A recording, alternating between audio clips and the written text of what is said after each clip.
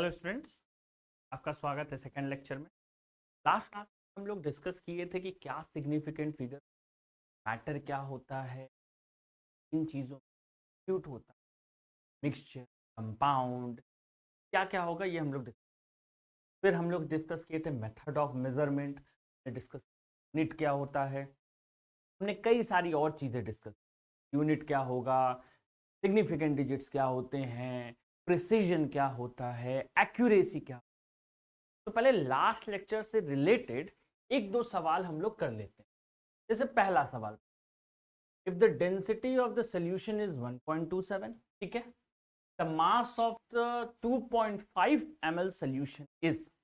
ये बेटा ये सिंपल कैलकुलेशन जरूर है, क्या ये कैलकुलेशन थोड़ा सिंपल है कि अगर डेंसिटी हमारे पास दी है 1.27 ग्राम पर ml, मेरे ख्याल से इतना पढ़े लिखे सब लोग होंगे कि डेंसिटी बराबर होता है मास अपॉन वॉल्यूम। डेंसिटी जो होता है वो बराबर होता है किसके, मास अपॉन वॉल्यूम। ये बेटा डेंसिटी अगर मास अपॉन वॉल्यूम है तो मास पूछा है तो मास बराबर होगा डेंसिटी इंटू वॉल्यूम, सही है। तो बेटा करेंगे क्या, मास बराबर होगा डेंसिटी 1.27 मल्टीप्लाइड बाई वॉल्यूम कितना है बेटा 2.5 ml, सही है, यही होगा। अब देखो यहाँ एक्चुअली आंसर डिफाइन करना था सिग्निफिकेंट डिजिट में, कैलकुलेशन नहीं करनी थी। अगर तुम ध्यान से सोचो तो बेटा यहाँ कितने सिग्निफिकेंट डिजिट है, तीन सिग्निफिकेंट डिजिट है, सही है। और बेटा यहाँ कितने सिग्निफिकेंट डिजिट है, 2 सिग्निफिकेंट डिजिट है। कल हम लोग पढ़े थे कि जब कभी भी हम मल्टीप्लिकेशन या डिवीजन करते हैं तो उसमें हम लोग जो आंसर एक्सप्रेस करेंगे that should be in lower number of significant digit, यानी जो आंसर एक्सप्रेस करेंगे वो lower number of significant digit में एक्सप्रेस होगा। तो बेटा जरा सोचो ध्यान से कि अगर हम जो भी आंसर बताएंगे उसका जो सिग्निफिकेंट डिजिट होना चाहिए वो कितना होना चाहिए, 2 सिग्निफिकेंट डिजिट। अब हमको आंसर मिलाना है, कहां पे 2 सिग्निफिकेंट डिजिट है बेटा, यहां पे टोटल 4 सिग्निफिकेंट डिजिट है, दिख रहा है, कैलकुलेशन करनी ही नहीं है। यहां बेटा कितने हैं, 4 है, यहां कितनी सिग्निफिकेंट डिजिट है 2, और यहां कितनी सिग्निफिकेंट डिजिट है 4। हम लोग अभी पढ़े हैं कि answer should be expressed in lower number of significant digit, calculation करना ही नहीं था। तो हमेशा ध्यान रखना कई ऐसे सवाल आएंगे जिसमें तुमसे ये चीज पूछेगा, तो सिंपल लॉजिक हमको याद रखना है। सिग्निफिकेंट डिजिट में हमेशा जब कभी भी मल्टीप्लिकेशन और डिवीजन हैं तो मल्टीप्लिकेशन और डिवीजन का जो आंसर होगा that should be expressed in lower number of significant digit. Addition और सब्ट्रैक्शन करेंगे that should be expressed in lower number of decimal digits. दोनों में फर्क समझ में आ रहा है। अगर एडिशन और सब्ट्रैक्शन कर रहे हैं lower number of decimal digit, अगर हम लोग मल्टीप्लिकेशन डिवीजन कर रहे हैं लोअर नंबर ऑफ सिग्निफिकेंट, ख्याल से कोई दिक्कत नहीं है। देन सेकंड क्वेश्चन देखो, ये भी कल वाली प्रॉब्लम से रिलेटेड, एग्जाम्पलर के प्रॉब्लम्स देख सकते हो ऊपर क्लियरली। क्वेश्चन पढ़ना ध्यान से। The student perform the same experiment separately, ठीक है, and each one of them recorded 2 readings of mass which are given as this and this.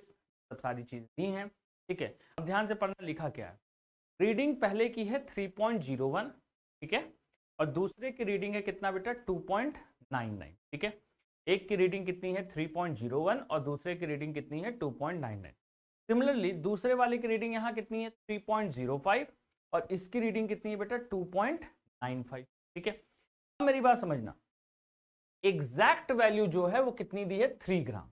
तो कल वाली क्लास जिनको जिनको याद होगी उनको बहुत अच्छे से हम बताए थे। सिंपल लॉजिक है बेटा, क्या लॉजिक है कि अगर वैल्यू एग्जैक्ट वैल्यू के आसपास है दैट मींस वो एक्यूरेट है, और बार बार एक्सपेरिमेंट करने पे अगर सेम वैल्यू मिल रही तो वो प्रिसाइज है।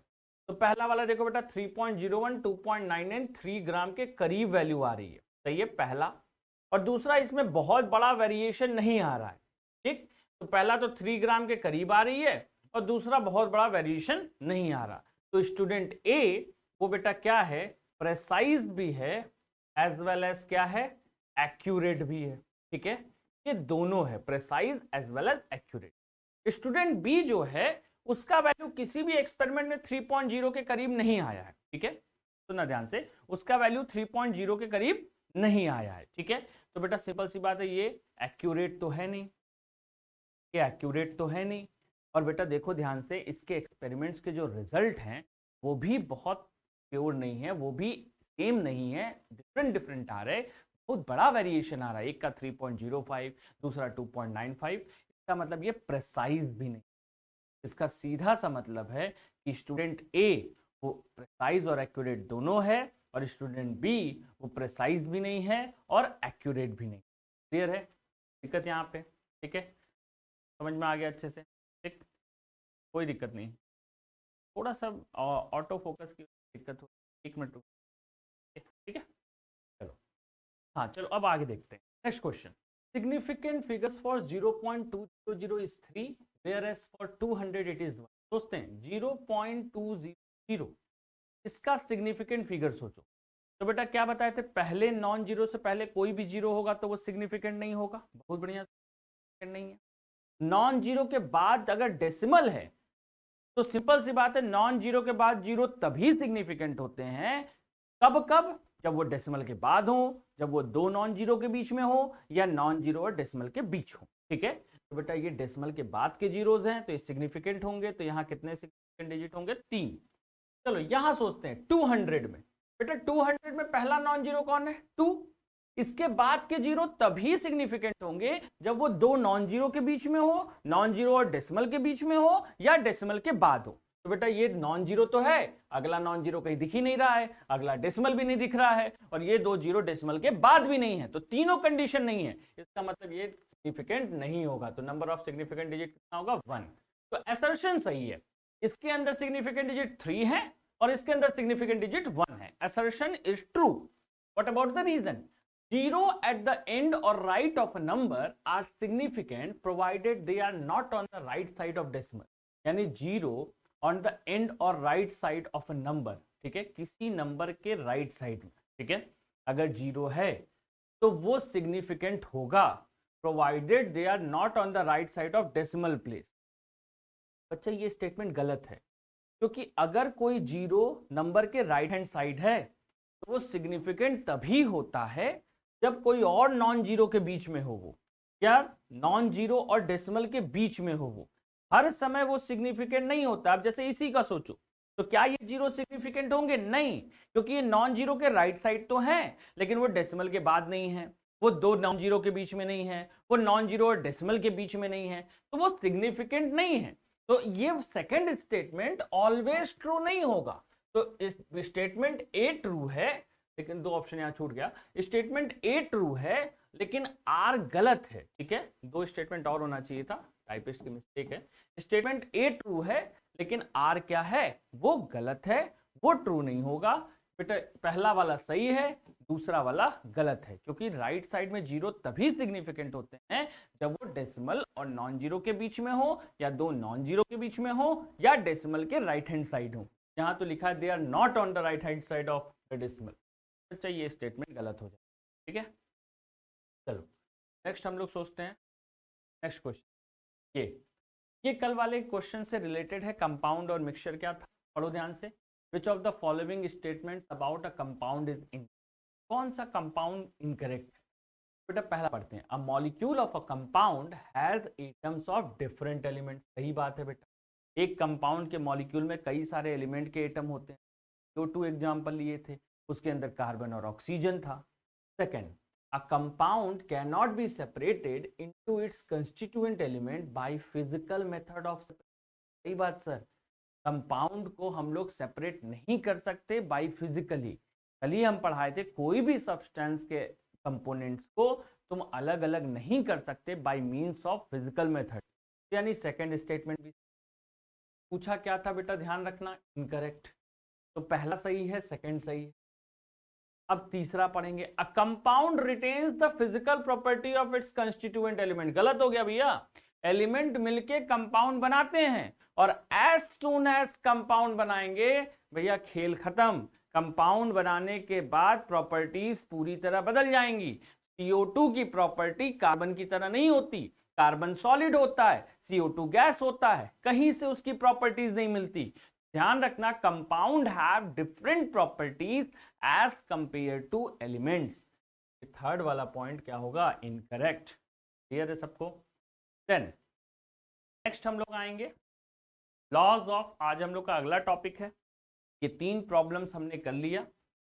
नेक्स्ट हम लोग डिस्कस करते हैं नेक्स्ट टॉपिक, ये है लॉज ऑफ केमिकल कॉम्बिनेशन। कल वाली क्लास याद करो, हमने बताया क्या था कि सब्सटेंस के अंदर एलिमेंट और कंपाउंड होता है और कंपाउंड बनता है कुछ एलिमेंट के कॉम्बिनेशन।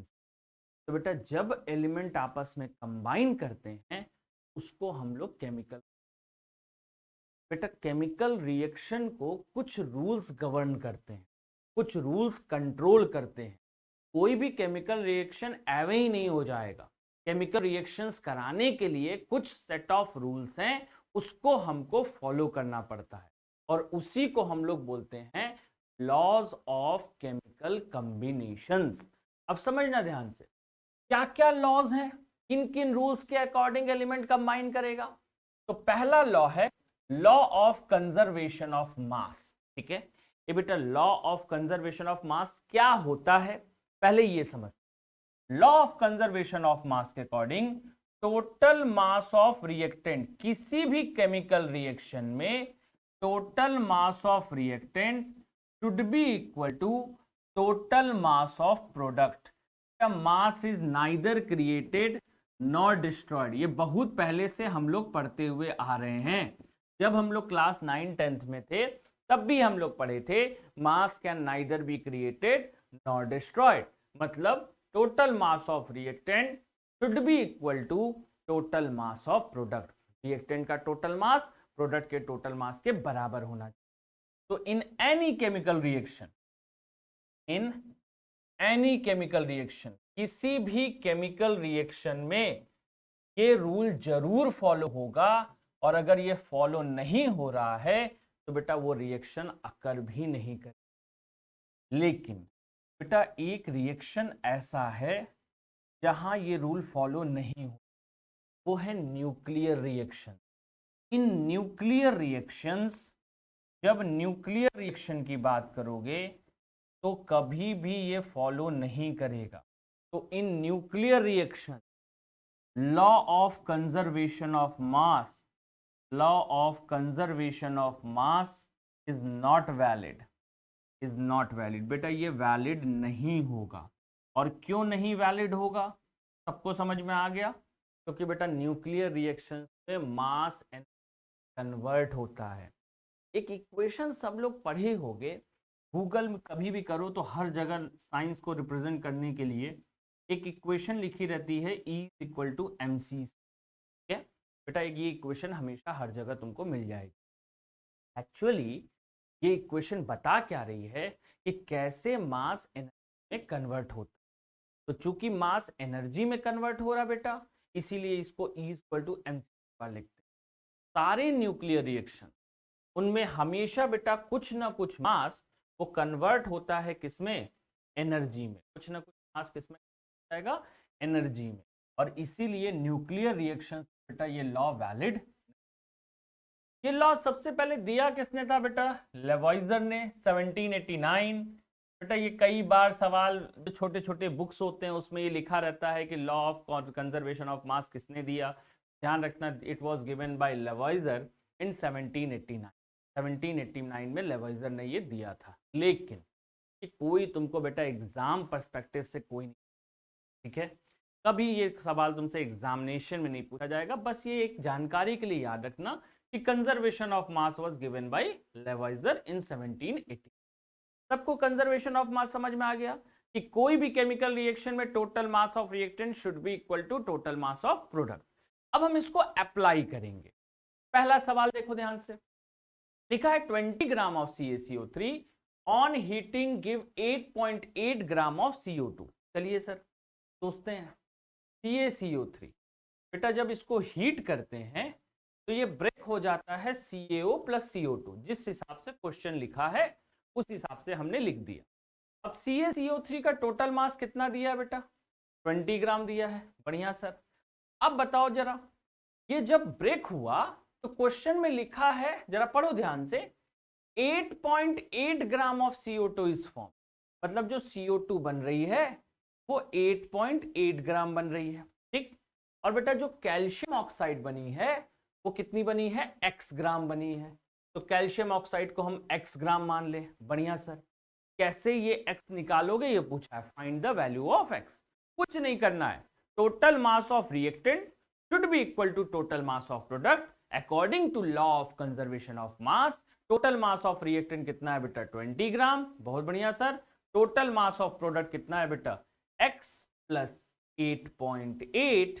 बहुत अच्छा, x की वैल्यू आ जाएगी कितनी, 20 minus 8.8, it is going to give 11.2। ठीक है, क्लियर है सबको? अच्छा, सिंपल एक लॉजिक लगाएं, total mass of reactant is equal to total mass of product. चलिए नेक्स्ट क्वेश्चन देखते हैं ध्यान से। अगले क्वेश्चन में अब देखो क्या लिखा है, 16.2 gram of NaSCO3 is added to the solution. बेटा NaSCO3, एक एक चीज लिखते हुए चला करो। NaSCO3 बेटा उसको मिलाया जा रहा है किसके साथ, CH3COH के साथ। यही सवाल दिया हुआ है, क्या बना बाद में सोचेंगे। ये दिया हुआ है 16.2 ग्राम। बढ़िया सर, CH3COH दिया है 40 ग्राम। बढ़िया सर, ये जो प्रोडक्ट बना रहा है, observe that 4.4 gram of CO2 is released, यानी जो CO2 रिलीज हो रही वो 4.4 ग्राम बन रही, और साथ में एक रेसिड्यू लेफ्ट बिहाइंड। बेटा हम रेसिड्यू क्या है वो लिखने भी नहीं जा रहे, क्योंकि अभी आज की तारीख में ये रिएक्शन क्या बनाएगा ये अभी तुमको बहुत ज्यादा नहीं पता, तो हमने रेसिड्यू ही लिख दिया। ठीक है, कि CO2 के बाद जो भी बचा उसको हमने रेसिड्यू बोल दिया। अब बोला है calculate the mass of the residue.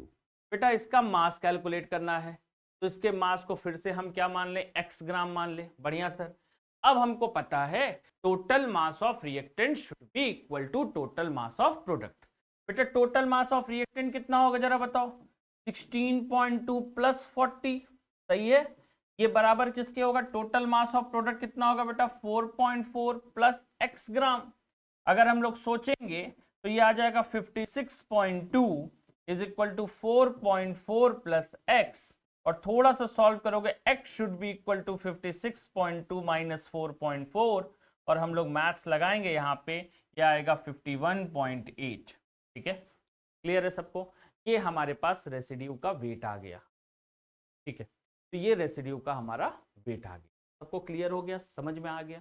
ठीक है, चलिए अब इस क्वेश्चन को पढ़ो। एग्जाम्पलर का ये सवाल है, क्वेश्चन क्या लिखा है, क्वेश्चन आराम से पढ़िए। Which of the following reaction is not correct according to law of conservation of mass, यानी total mass of reactant should be equal to total mass of product.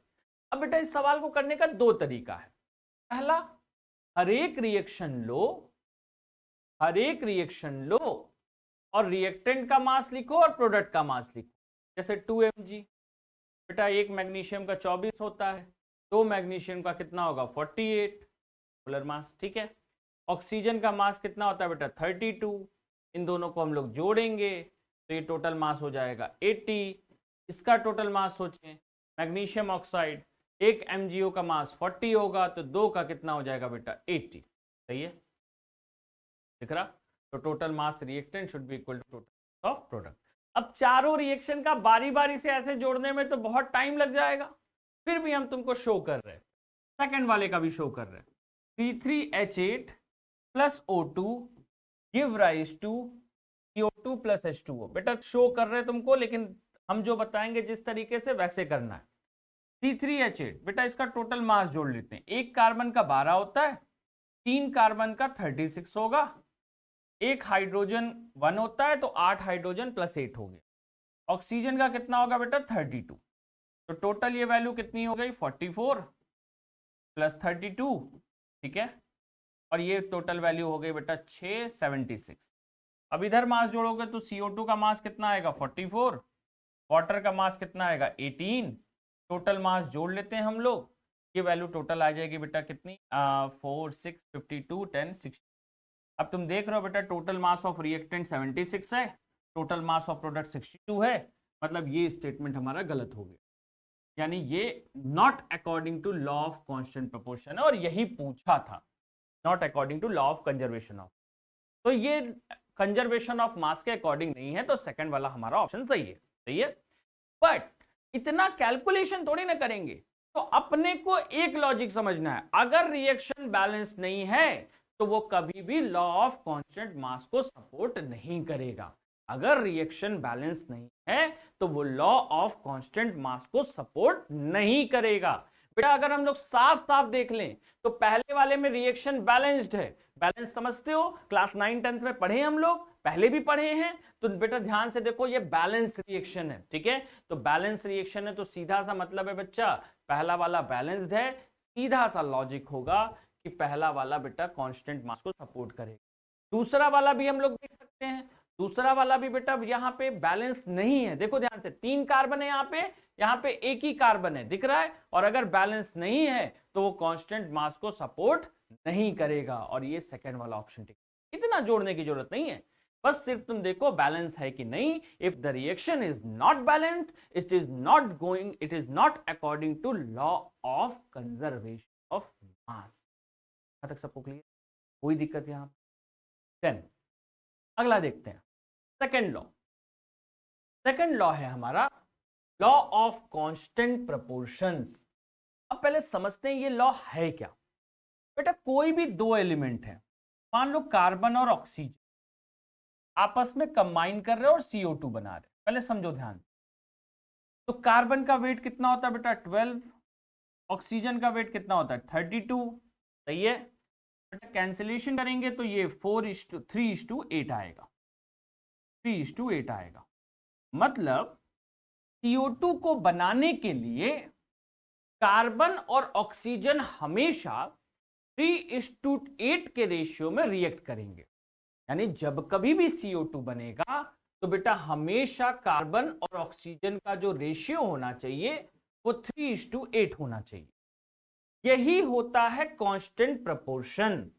किसी पर्टिकुलर कंपाउंड को बनाने के लिए दो एलिमेंट आपस में रिएक्ट करते हैं और दोनों एलिमेंट का जो रेशियो होगा वेट का वो हमेशा कांस्टेंट होगा। तुम कहीं भी वो कंपाउंड बना लो, मतलब CO2 चाहे यहां बनाओ, मेरे स्टूडियो में बनाओ, अपने घर पे बनाओ, जुपिटर पे बनाओ, कहीं और बनाओ यूनिवर्स में, ऑल ओवर द यूनिवर्स अगर CO2 बनाना है तो कार्बन और ऑक्सीजन का जो रेशियो है वो हमेशा 3:8 ही। ये अगर रेशियो बदलेगा तो CO2 फॉर्म नहीं होगी, यानी CO2 बनने के लिए कार्बन और ऑक्सीजन किस रिएक्ट करेंगे 3:8 ही में रिएक्ट करेंगे और किसी तरह रिएक्ट। क्लियर है सबको, कोई दिक्कत यहाँ पे। ये जो लॉ है ये सबसे पहले दिया था जोसेफ प्रोस्ट, ठीक है, इन 1799। फिर से वही बात बेटा, ये बस जानकारी के लिए रखो, किसी एग्जाम में ये चीज नहीं आने वाली।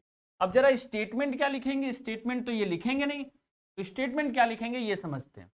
स्टेटमेंट लिखेंगे टू एलिमेंट्स, सुनते जाना, two elements combine to form compound, to form complex, to form compound, and they do so in fixed whole number ratio, fixed whole number ratio by mass, ठीक है, या बाई वेट, ठीक है। तो दो element आपस में कंबाइन करेंगे, दो या दो से ज्यादा, ठीक है, जो भी एलिमेंट्स कंबाइन कर रहे हैं, तो दो मत लिखो नहीं तो फिर बाद में तुम कहोगे सर दो ही एलिमेंट। तो एलिमेंट्स आपस में कंबाइन करते हैं कंपाउंड बनाने के लिए, और वो ऐसा करेंगे by reacting in a fix whole number ratio by mass, ठीक है। और सबसे इंपॉर्टेंट चीज कि ये जो प्रपोर्शन आएगा वेट का वो all over the universe constant होगा, and this proportion and this ratio is constant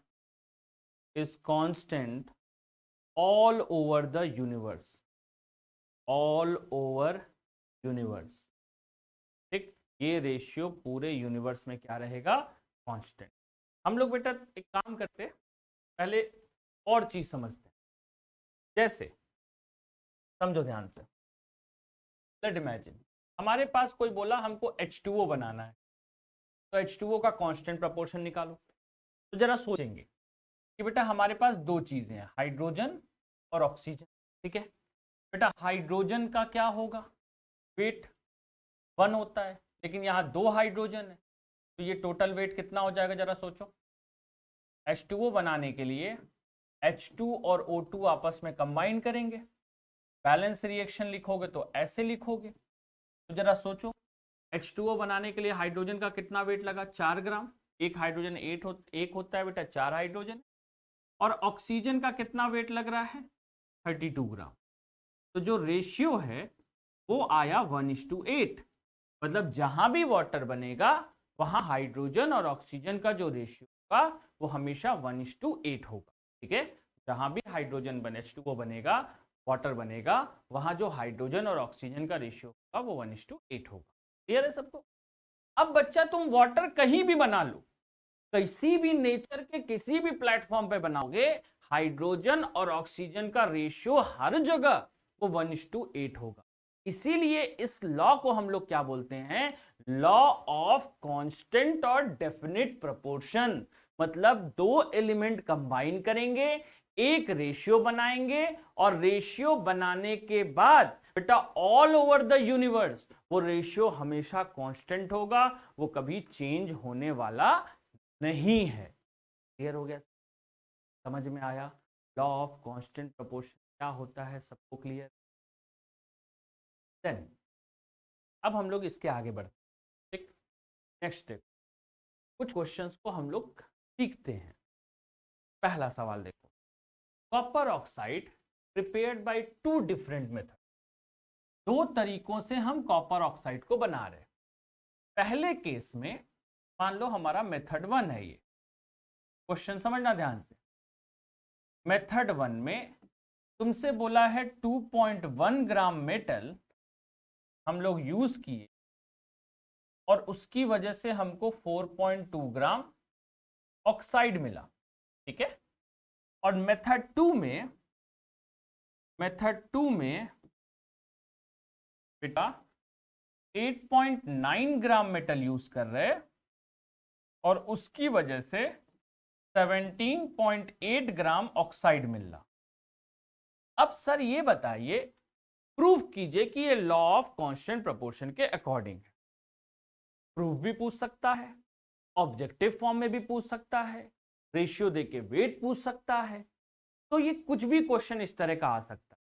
अब ये सवाल करेंगे कैसे, ये समझते हैं। तो ये सवाल करने का बड़ा आसान तरीका है, समझो ध्यान से। ये बेटा कोई भी मेथड यूज करो, 10 मेथड तुम यूज कर लो, 10 मेथड में प्रोपोर्शन हमेशा कांस्टेंट होना चाहिए।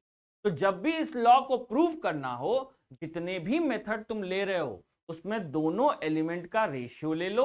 बेटा हमेशा ध्यान रखना कि वो फिक्स प्रोपोर्शन आना चाहिए। मतलब जो रेशियो पहले वाले मेथड में आएगा वही रेशियो दूसरे वाले मेथड में भी आना चाहिए, अदरवाइज वो गलत हो जाए, ठीक है। यानी वो लॉ को फॉलो नहीं करेगा। अगर तुम ऑक्साइड बना रहे हो तो बेटा चाहे मेथड 1 से बनाओ चाहे मेथड 2 से बनाओ, हमेशा बेटा रेशियो फिक्स। जरा पहले वाले में सोचते हैं, जरा सोचो बेटा मेटल कितना है, कॉपर कितना है, 2.1 ग्राम है, बढ़िया सर। और मेटल ऑक्साइड ही तो बन रही है 4.2 ग्राम। सोचो जरा, मेटल 2.1 ग्राम है, ऑक्साइड बन रही है 4.2 ग्राम, तो बेटा ऑक्सीजन का वेट कितना होगा, ऑक्साइड माइनस मेटल। अरे यही तो पढ़ के आए लॉ ऑफ, पहला law, law of conservation of mass. Metal combine किया होगा किसके साथ, ऑक्सीजन के साथ। तो बेटा अगर मेटल 2.1 ग्राम है, टोटल ऑक्साइड 4.2 ग्राम है, तो जो ऑक्सीजन होगा वो कितना होगा, 4.2 माइनस 2.1। सबको क्लियर है, कोई दिक्कत यहां पे, सबको समझ में आ रहा होगा। बेटा ऑक्सीजन कितना होगा, 4.2 माइनस 2.1।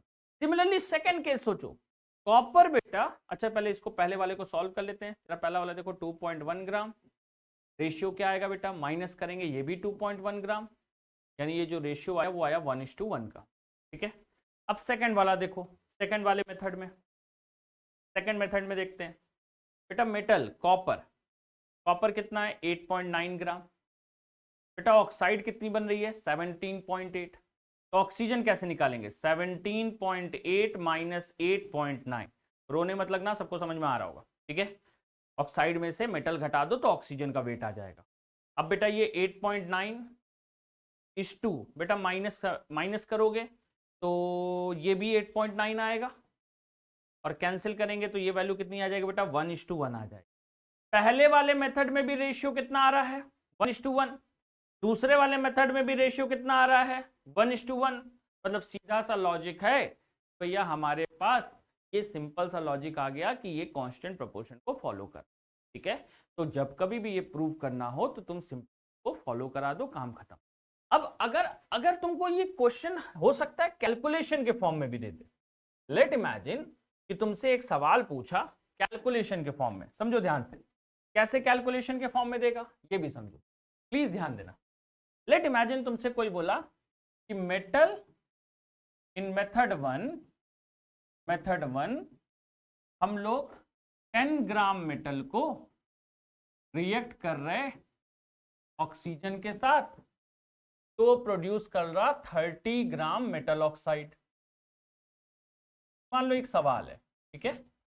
और मेथड 2 में बोला, मेथड 2 में तुमसे बोला 80 ग्राम मेटल को हम ऑक्सीजन के साथ रिएक्ट कर रहे हैं, x ग्राम मेटल ऑक्साइड मिल रहा, और बोला फाइंड x। चलो इस सवाल को न्यूमेरिकल फॉर्म में बदल दिए, सेम क्वेश्चन। अब बोला कि बताओ x की वैल्यू क्या होगी। अब सिंपल लॉजिक है, चाहे मेथड 1 हो चाहे मेथड 2 हो, लॉ ऑफ कांस्टेंट प्रोपोर्शन हमेशा वैलिड होगा। मतलब मेटल और ऑक्सीजन का जो रेशियो पहले वाले में आएगा बेटा, वही रेशियो मेटल और ऑक्सीजन का दूसरे वाले में आएगा।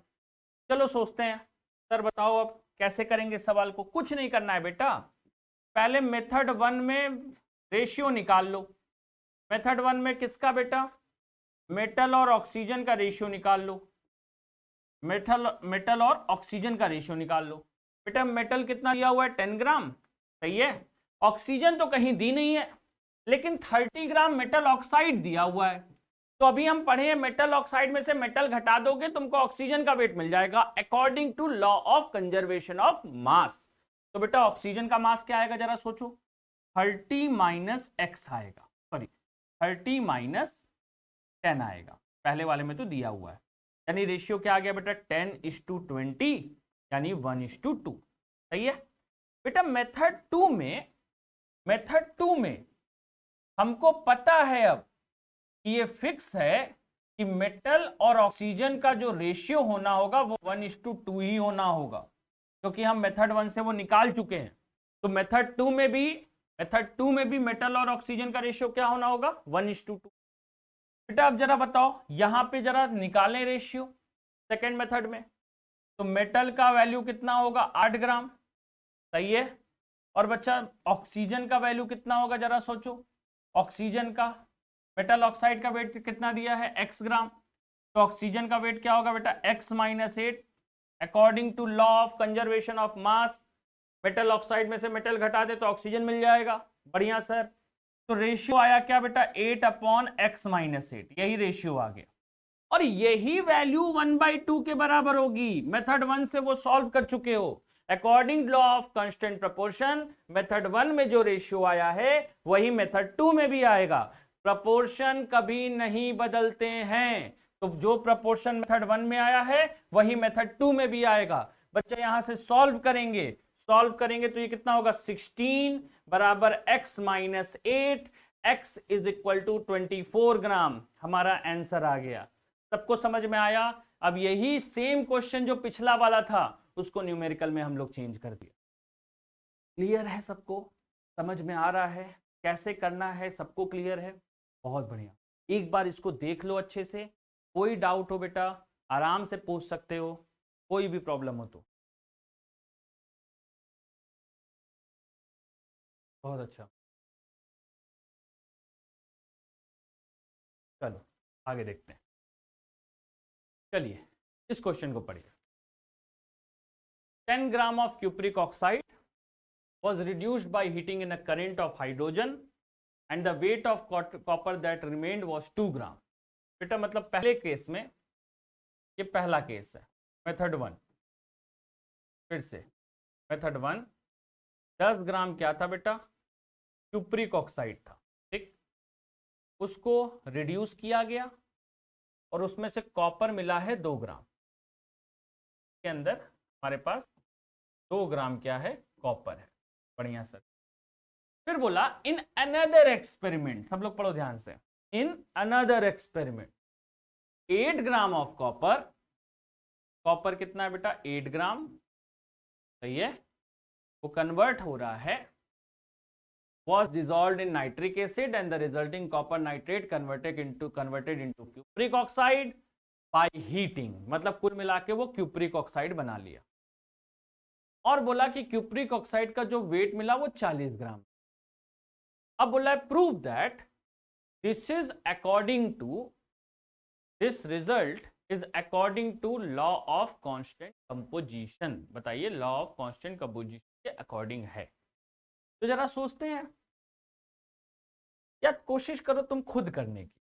हम 2 मिनट दे रहे, टाइमर लगा दे रहे, और जरा कोशिश करो खुद से करने की एक बार, ठीक।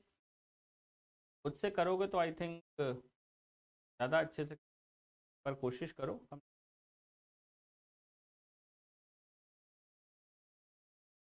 पढ़ी हैं पहली बार,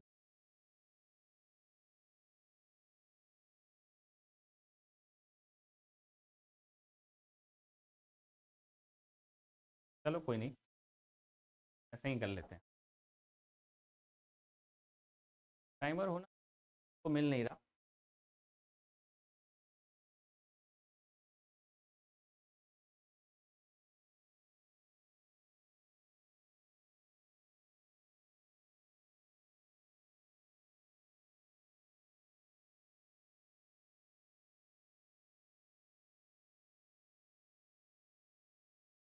ठीक है, प्लीज ट्राई करो। टाइमर अभी नहीं मिला लेकिन खोज लेंगे हम, ठीक। कोशिश करो तो करने की। 2 मिनट दे रहे बेटा, ट्राई करो।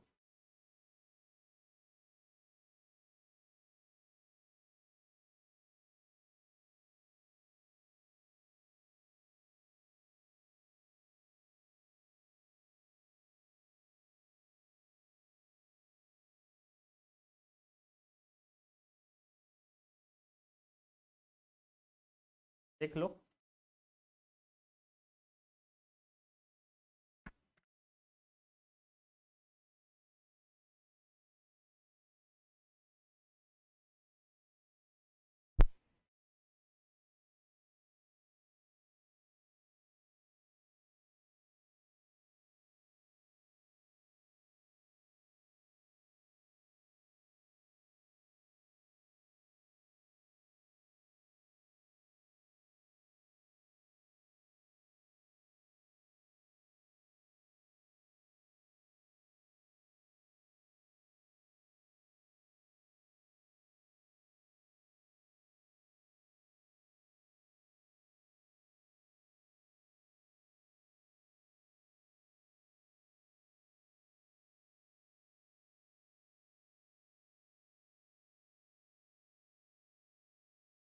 बढ़िया,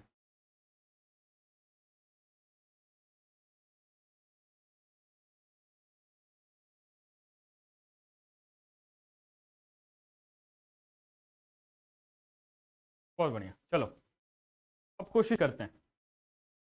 जरा देखो ये करेंगे कैसे। ये बेटा कॉपर कितना दिया हुआ है 2 ग्राम, कॉपर ऑक्साइड कितना दिया है 10 ग्राम। तो रेशियो निकालना है कॉपर और ऑक्सीजन का। कॉपर कितना है बेटा 2 ग्राम, बहुत अच्छा। ऑक्सीजन कितना है बेटा, ऑक्साइड दिया है 10 ग्राम, तो फिर से law of conservation of mass, oxide अगर 10 ग्राम है तो उसमें से 2 ग्राम घटा दो तो कितना बचेगा बेटा 8 ग्राम बचेगा। तो रेशियो आएगा 2:8। कैंसिल करेंगे वैल्यू क्या आ जाएगी 1:4। मतलब यहां जो प्रोपोर्शन आ रहा है वो 1:4 आ रहा है।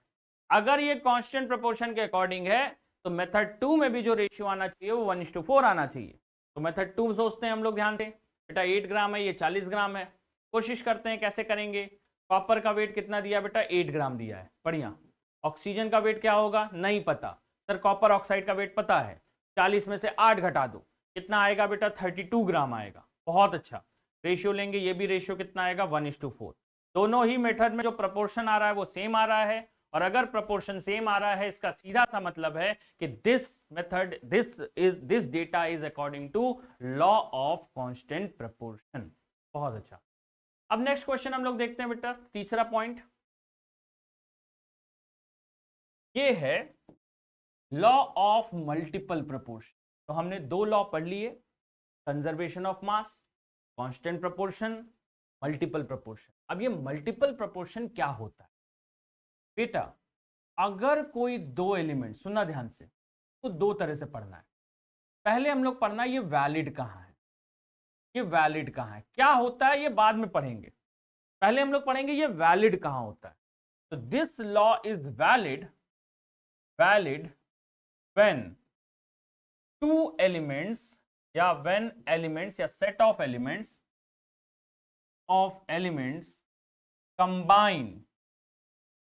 combine to form multiple compounds। ए बेटा पहले ये समझना जरूरी है कि ये लगेगा कहां। मल्टीपल प्रपोर्शन हर जगह नहीं लगता, वो कुछ जगहों पे ही लगता है। तो पहले तो सोचना होगा ये लगेगा कहां। तो बच्चा समझो ध्यान से, ये हर जगह वैलिड नहीं है, ये तभी वैलिड है जब जो एलिमेंट्स तुम इस्तेमाल कर रहे हो वो कंबाइन करने के बाद कई सारा कंपाउंड फॉर्म करें।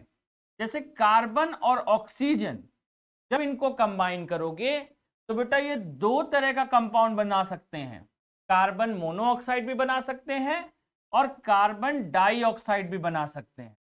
मतलब same set of element can form multiple compounds, same set of elements can form multiple compounds, तभी मल्टीपल प्रपोर्शन लगेगा, नहीं तो नहीं लगेगा। सबको समझ में आ रहा है? तो law of multiple proportion is valid only when same set of elements form multiple compounds. एक कुछ जो एलिमेंट्स तुम इस्तेमाल कर रहे हो वो एक से ज्यादा कंपाउंड बनाएंगे, तभी मल्टीपल प्रपोर्शन।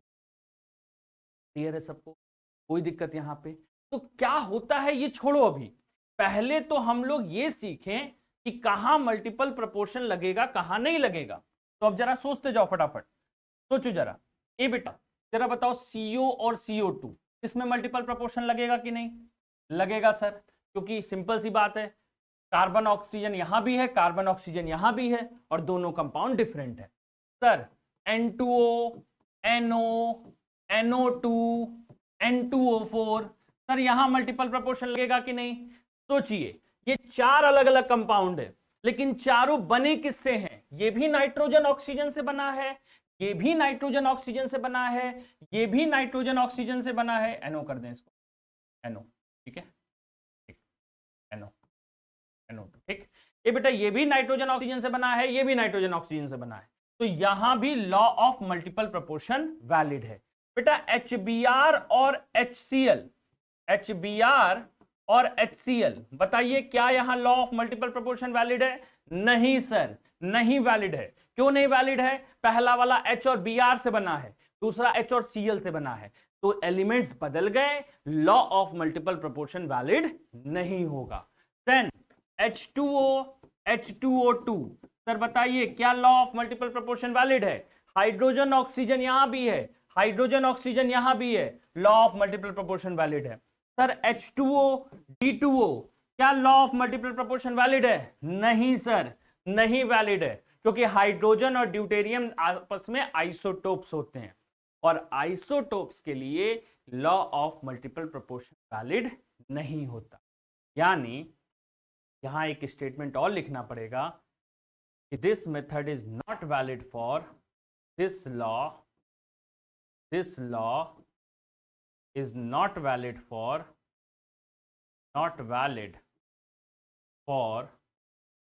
isotopes।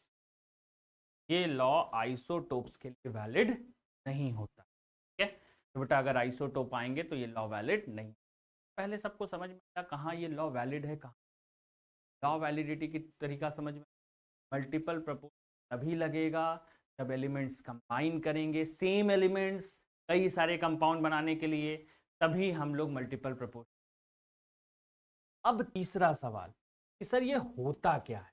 अभी तक तो ये था कि कहाँ वैलिड होगा, तो होता क्या है?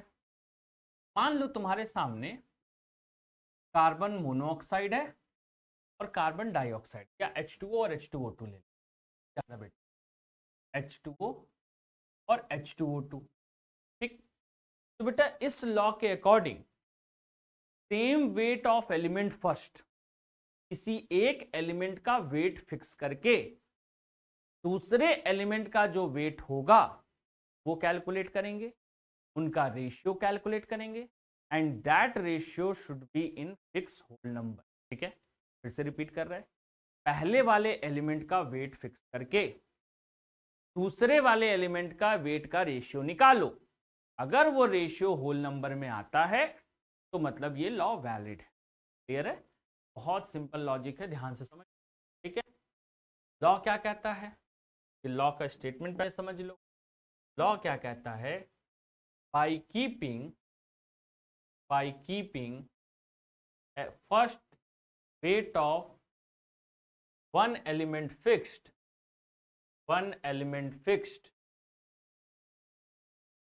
and calculating ratio of weight of second element, then this ratio is known as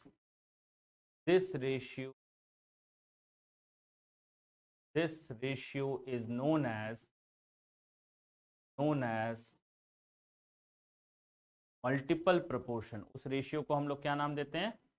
multiple proportion, and this should be in whole number, and it should B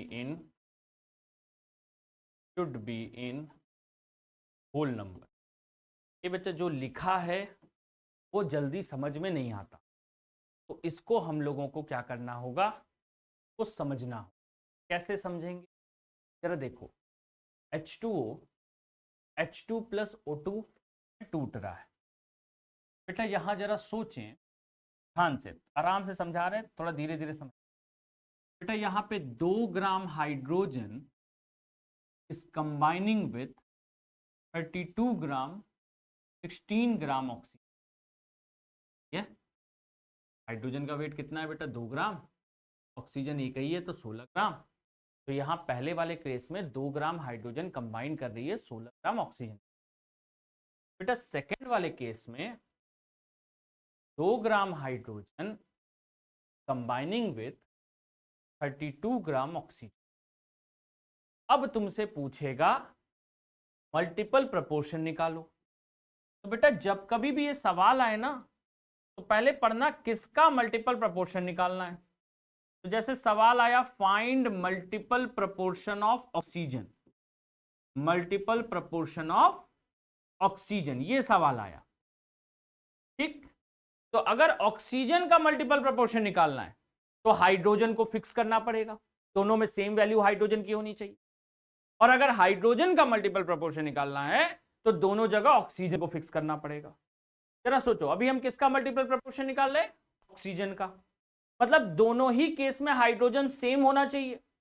sir देखो यहां कितना हाइड्रोजन कंबाइन कर रहा है? 2 ग्राम, और यहां भी कितना हाइड्रोजन कंबाइन कर रहा है? 2 ग्राम, ठीक। सेम करने, दोनों जगह सेम है तो चिंता ही नहीं करनी है। 2 ग्राम के लिए कितना ऑक्सीजन लगा? 16 ग्राम। यहां 2 ग्राम के लिए कितना लगा? 32 ग्राम। बेटा मल्टीपल प्रोपोर्शन ऑफ ऑक्सीजन क्या हो जाएगा, जरा बताओ। मल्टीपल प्रोपोर्शन ऑफ ऑक्सीजन बेटा ये किसके बराबर हो जाएगा, जरा सोचो। ये हो जाएगा, पहले वाले में 16 लगा, दूसरे में 32, यानी ये वैल्यू आ गई 1:2, ठीक है। तो पहले एलिमेंट का वेट फिक्स करके दूसरे एलिमेंट का जो रेशियो निकालते हैं उसी को मल्टीपल प्रोपोर्शन बोलते हैं, और मल्टीपल प्रोपोर्शन हमेशा होल नंबर में होना चाहिए। यही ये रूल है मल्टीपल प्रोपोर्शन। अब जरा सोचते हैं थोड़ा सा, और एक कंसेप्ट और सीखते हैं। सर अगर सेम क्वेश्चन होता कि H2O है और H2O2 है, और बोला होता find multiple proportion of hydrogen, बोला होता मल्टीपल प्रपोर्शन निकालिए हाइड्रोजन का। चलिए, अब दिक्कत क्या है, अगर हाइड्रोजन का मल्टीपल प्रपोर्शन पूछ रहा है तो ऑक्सीजन को सेम करना पड़ेगा। हमेशा ध्यान रखना, जिसका पूछेगा उसके अलावा दूसरे एलिमेंट को सेम करना पड़ेगा। जरा सोचें, पहले वाले में H2O के लिए, फॉर H2O बेटा 16 ग्राम ऑक्सीजन, सबको समझ में आ रहा है, एक ऑक्सीजन है, 2 ग्राम हाइड्रोजन के साथ रिएक्ट करेगी। ठीक, 16 ग्राम ऑक्सीजन 2 ग्राम हाइड्रोजन के साथ रिएक्ट करेगी। और बेटा H2O2, इसकी कहानी सुनो, 2 ऑक्सीजन है, मतलब 32 ग्राम ऑक्सीजन 2 ग्राम हाइड्रोजन के साथ रिएक्ट कर रही। मल्टीपल प्रोपोर्शन निकालना है हाइड्रोजन का, तो ऑक्सीजन को सेम होना होगा। बेटा देखो, यहां ऑक्सीजन 16 ग्राम है, यहां 32 ग्राम है, अभी हम रेशियो नहीं ले सकते। अगर हम अभी रेशियो लेंगे तो मल्टीपल प्रोपोर्शन आएगा ही नहीं। मल्टीपल प्रोपोर्शन के लिए ऑक्सीजन को पहले सेम करना पड़ेगा, तो हम ऑक्सीजन को सेम करने जा रहे हैं। पहले वाले में लिखेंगे क्या बेटा, 16 ग्राम अगर 2 ग्राम कर रहा है तो 1 ग्राम ऑक्सीजन कितना करेगा, 2/16 ग्राम हाइड्रोजन करेगा। सही है, क्लियर है। और बेटा सेकंड वाले केस में अगर 32 ग्राम ऑक्सीजन 2 ग्राम बना रहा तो 1 ग्राम ऑक्सीजन कितना करेगा, 2/32 ग्राम करेगा। अब ये दोनों बराबर हो गए। अब यहां ऑक्सीजन और यहां ऑक्सीजन दोनों जगह क्या हुआ, बराबर हो गया। बेटा अब जब ऑक्सीजन बराबर हो गया तो जो हाइड्रोजन का हम रेशियो लेंगे वो मल्टीपल प्रोपोर्शन होगा। तो जरा सोचो, रेशियो लो, पहला क्या होगा 2/16, दूसरा क्या होगा 2/32। यही हाइड्रोजन का रेशियो है दोनों कंपाउंड में। तो बेटा जरा मल्टीपल प्रोपोर्शन 2 और 2 कट गया, इसको 32:16 लिख सकते। बेटा ये कितना आ जाएगा 2:1। ये है multiple proportion of hydrogen, multiple proportion of hydrogen. सबको समझ में आया, ये चीज क्लियर है, मल्टीपल प्रोपोर्शन समझ में आ गया, कंसेप्ट क्लियर है सबको। तो एक सीधा लॉजिक है बेटा, जिसका मल्टीपल प्रोपोर्शन निकालना हो उसको छोड़ के दूसरे एलिमेंट का रेशियो फिक्स कर लो और फिक्स रेशियो के साथ फिर बाकी को कैलकुलेट करो। ठीक, तो दूसरे एलिमेंट का जो रेशियो आएगा वो उसको मल्टीपल प्रोपोर्शन बोलेंगे और वो हमेशा क्या होगा बेटा, होल नंबर में होगा। क्लियर है, कोई दिक्कत यहां पे। अब सर कांस्टेंट प्रोपोर्शन और मल्टीपल प्रोपोर्शन में फर्क क्या है, डिफरेंस समझते हैं कांस्टेंट प्रोपोर्शन और मल्टीपल प्रोपोर्शन में। तो पहले समझते हैं कांस्टेंट प्रोपोर्शन। बेटा कांस्टेंट प्रोपोर्शन में हम रेशियो किसका लेते हैं, ratio of different elements in same compound, in same compound. Same compound में डिफरेंट एलिमेंट का जो रेशियो होगा उसको हम लोग बोलते हैं कांस्टेंट प्रोपोर्शन। जैसे CO2 में कार्बन और ऑक्सीजन का जो रेशियो है वो कांस्टेंट प्रोपोर्शन है। ठीक सर, मल्टीपल प्रोपोर्शन क्या होता है, मल्टीपल प्रोपोर्शन क्या होता है सर, मल्टीपल प्रोपोर्शन होता है ratio of same element keeping other fixed, keeping weight of other element fixed, other elements fixed in different compound। बेटा बड़ा लॉजिकल पार्ट है, एक ही कंपाउंड में डिफरेंट एलिमेंट का जो रेशियो होगा उसको कांस्टेंट प्रोपोर्शन बोलेंगे और डिफरेंट कंपाउंड में सेम एलिमेंट का जो रेशियो होगा उसको मल्टीपल प्रोपोर्शन। डिफरेंस समझ में आ रहा, क्लियर है। फिर से बोलते हैं, ध्यान से सुनो, एक ही कंपाउंड में डिफरेंट एलिमेंट्स का जो रेशियो होगा वो कांस्टेंट प्रोपोर्शन होगा। ठीक, एक ही डिफरेंट कंपाउंड में एक ही एलिमेंट का जो रेशियो होगा वो मल्टीपल प्रोपोर्शन।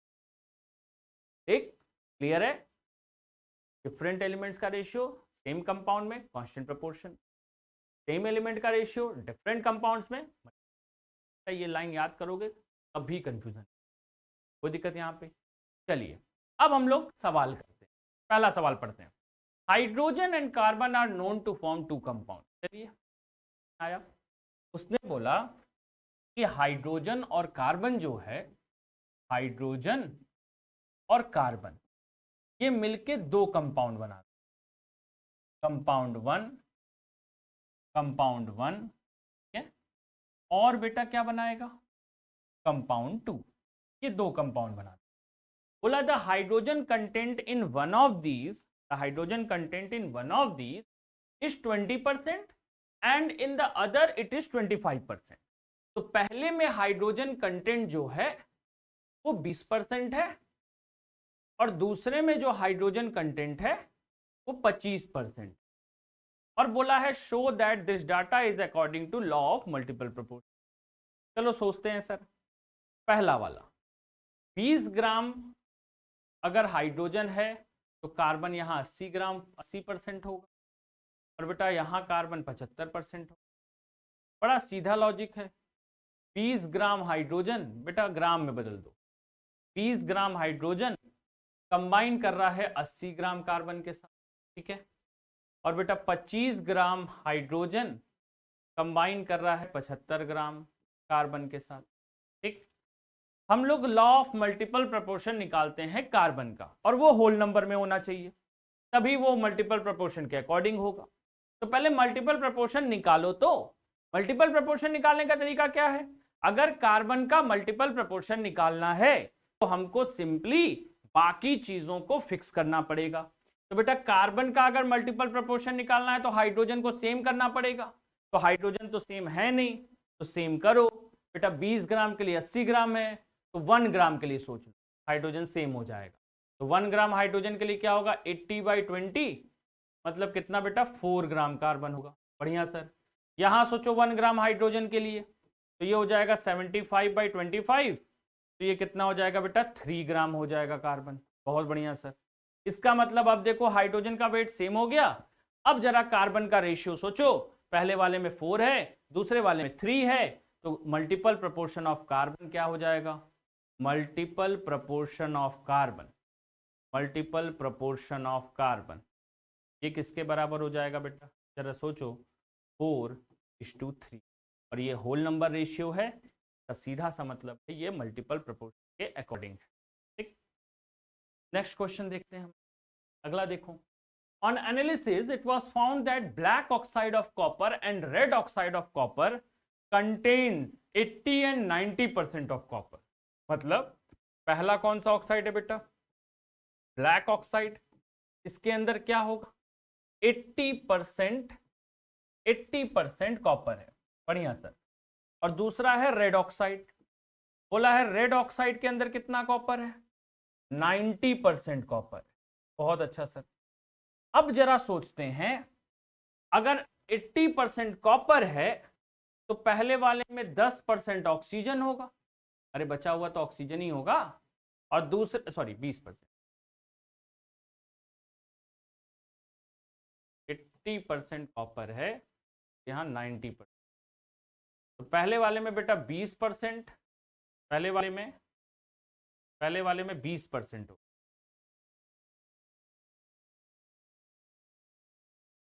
वाले में 20%, चलो ठीक, 20% ऑक्सीजन, क्लियर है। ये बेटा दूसरे वाले में 90% कॉपर है तो 10% ऑक्सीजन होगा। बढ़िया सर। तो पहले वाले को लिखेंगे, तो अब फिर से प्रूव करना है this data is according to law of multiple proportion.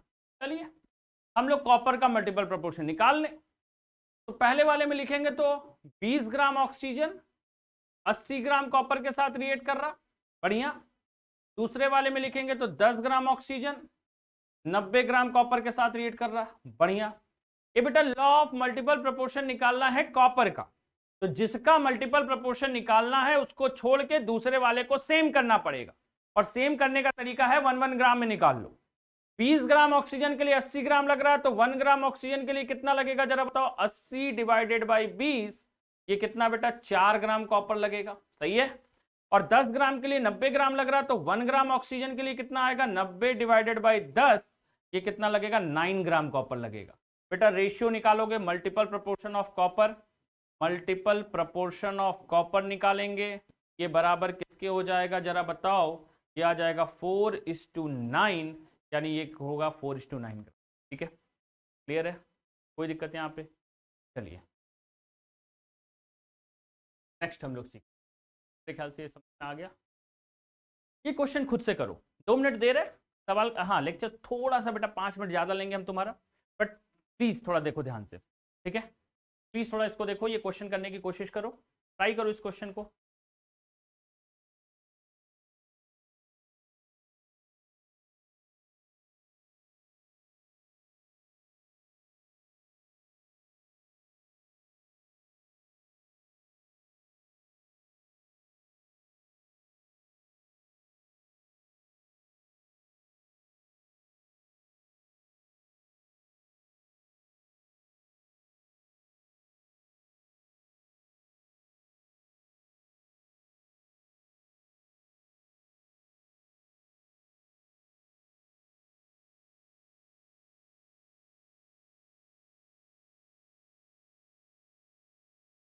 चलो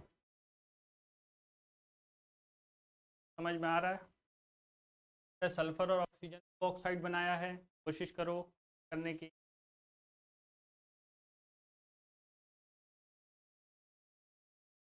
ऑब्जेक्टिव क्वेश्चन बेटा हम लोग आएंगे, पहले कंसेप्ट सीख, देन एक पूरे टॉपिक खत्म करने के बाद सारे ऑब्जेक्टिव क्वेश्चंस को एक साथ लिया जाएगा, ठीक है? क्योंकि ऑब्जेक्टिव क्वेश्चंस हमेशा मिक्स होके आते हैं वजह से।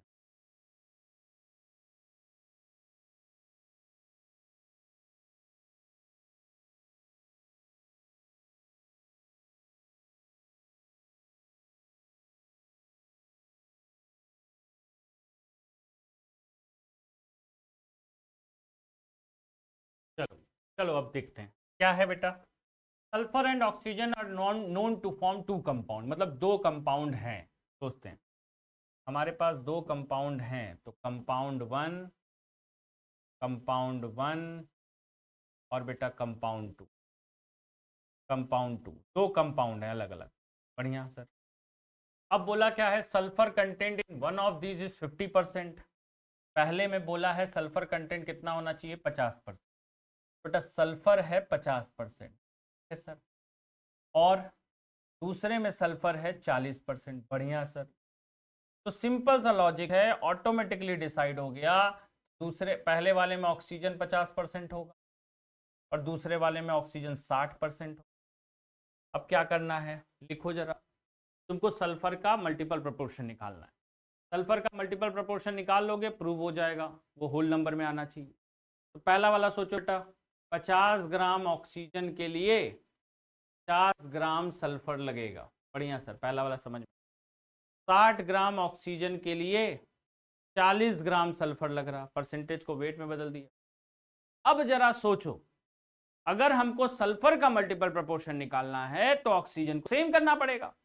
ऑक्सीजन जरा सोचो तो 1 ग्राम ऑक्सीजन के लिए 50/50 1 ग्राम सल्फर होगा, और यहां 1 ग्राम ऑक्सीजन के लिए 40/60 ये आ जाएगा 2/3 ग्राम सल्फर होगा। अब हम मल्टीपल प्रोपोर्शन देख लें, तो मल्टीपल प्रोपोर्शन ऑफ सल्फर क्या आएगा जरा सोचो। मल्टीपल प्रोपोर्शन ऑफ सल्फर ये बराबर आएगा बेटा 1:2/3, यानी ये आ जाएगा 3, और ये होल नंबर रेशियो है, इसका मतलब ये मल्टीपल प्रोपोर्शन को फॉलो। ठीक है, ये दोनों सवाल हम लोग कल करेंगे, ठीक है, नेक्स्ट क्लास में। ठीक, आज के लिए इतना ही। प्लीज़ इससे रिलेटेड डेली चैलेंजेस को कंप्लीट कर लेना, ठीक है? डेली चैलेंजेस को कंप्लीट करने के बाद, ठीक है, तब नेक्स्ट वाली क्लास तुमको समझ में आए। ठीक, आज के लिए इतना ही। पढ़ते रहिए, बढ़ते रहिए।